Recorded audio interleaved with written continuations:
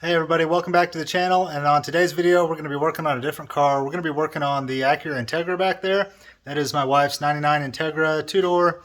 That's kind of her daily driver fun car that has replaced the 300ZX back there since it's down for a whole bunch of work and going to be down all summer.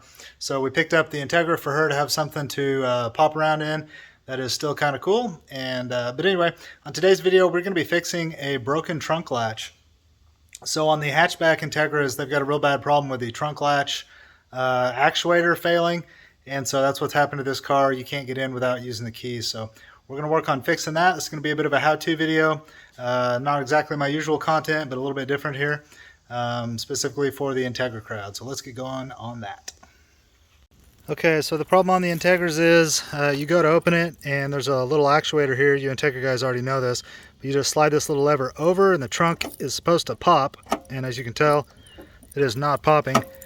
So what you end up having to do after a while, you figure out that if you put the key in here and turn it to the right and then slide it over while still holding it to the right, then it'll open. And I can't do that right now because I'm holding the camera with my other hand, but so we're going to solve that problem and show you how to fix that.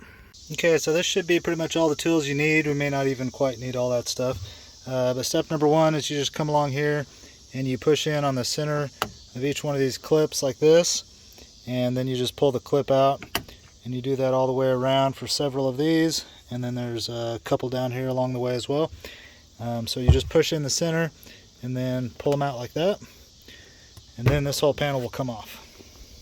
Okay, now with the panel off, we can see the actuator here. So this is the motor unit, motor and gear drive unit that pops the hatch open. So all we got to do here is take out three 10mm bolts, one there, one there, one there, and disconnect this electrical connector. And then there's going to be a couple of rods. You can see one of them in here, and then there's one more kind of hidden up in here. But once you get these bolts loose, you can kind of wiggle it around, and you can see how to disconnect these. One of them is actually right here. It's real easy. You just pop the clip down like that, and then the rod slides out. And then you've got the same situation on a second rod that's up in here. So 3 bolts, 2 rods, 1 electrical connector, and you just take that guy right on out of there.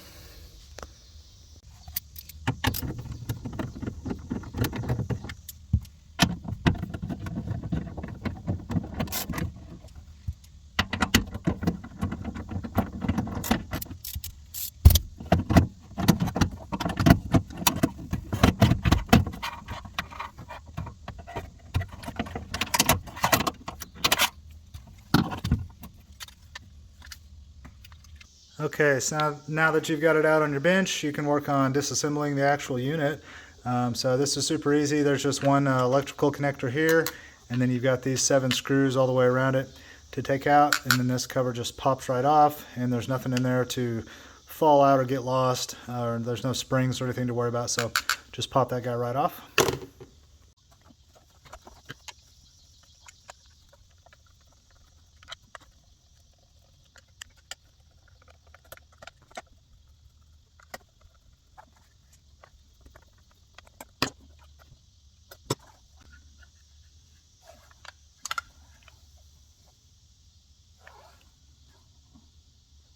Okay, now with that done, you can see on the inside here we've got some plastic gear arrangements, we've got an electric motor, and we've got a gear here.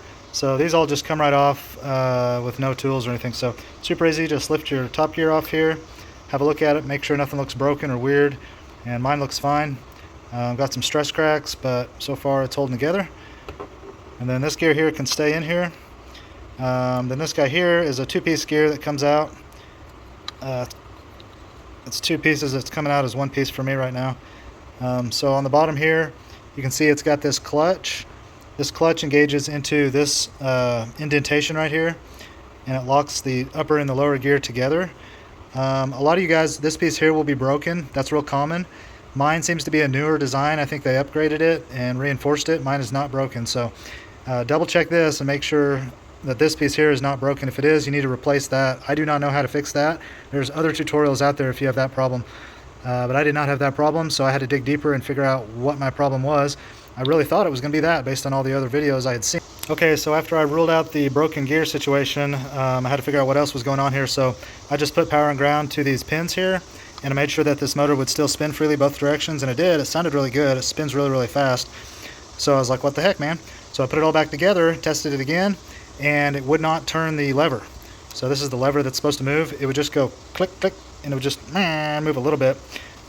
So bottom line is I determined that the motor itself must just be really, really weak. It spins good with no load, but with load, it can't spin at all. So determined it was just a weak motor, which is also another thing that does go wrong on these things all the time. So I went out to Amazon and I found a replacement motor for it.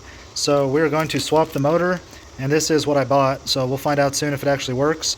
But you can search that on Amazon if you would like. This thing was like $6 shipped, so it was definitely cheap enough.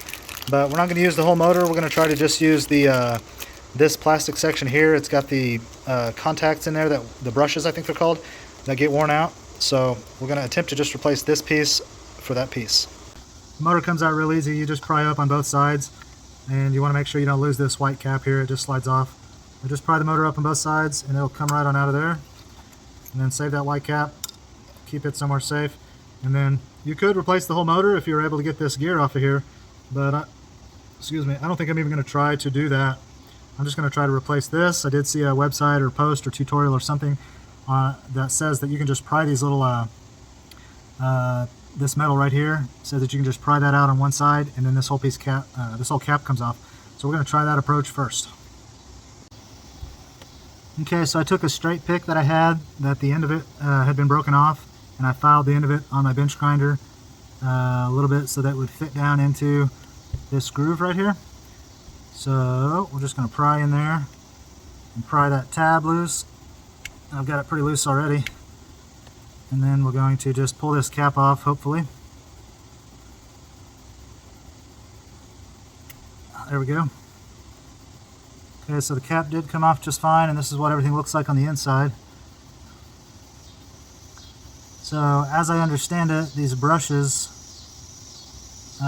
just get worn out over time, which I think are these pieces right here. I don't know that much about the inside of an electrical motor, but I think it's just these two pieces right here get worn down or something. So, yeah, we're going to replace that with the new one. Hopefully that goes smooth. I'm a little concerned about it, but I think all we can really do is try.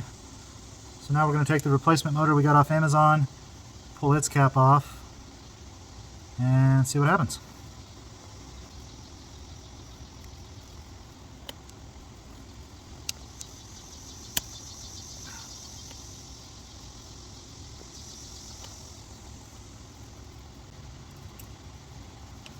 Okay, so it came out pretty easy, just like the other one really. And everything's nice and clean on there like you would expect. Looks pretty much identical to the old one, as far as I can tell at first glance anyway. Maybe you can tell some differences. Okay, so the cap just popped right back on with no dramas, so just went back in there. I put the little white piece back on, and now we're just going to slide the motor back in place.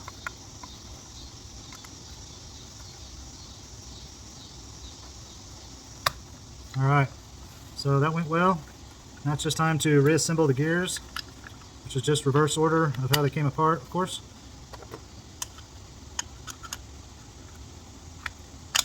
Just like so, and then put your cap back on, put it all back together, and then time to go test.